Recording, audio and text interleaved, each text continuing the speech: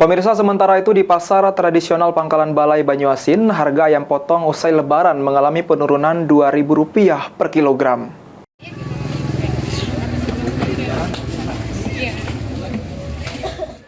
Harga daging ayam yang dijual di pasar tradisional Pangkalan Balai Kabupaten Banyuasin mulai mengalami penurunan harga.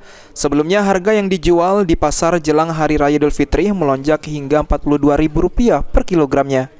Kini pasca lebaran, harga daging ayam berangsur turun dan kembali normal. Saat ini harga ayam potong yang dijual di pasar Pangkalan Balai Banyuasin berkisar Rp40.000 dari sebelumnya Rp42.000 per kilogramnya yang hanya turun Rp2.000.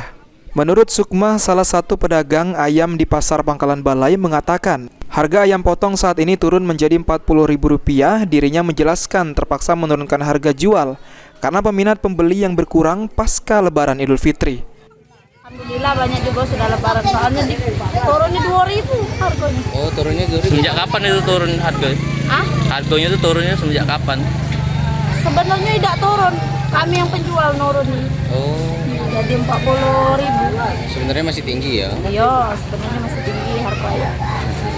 Setelah lebaran ini. Tapi karena peminat pembelinya agak kurang, jadi diturunnya sendiri dari. Iya, diturunnya sendiri oleh penjual. Suryadi, PAL TV.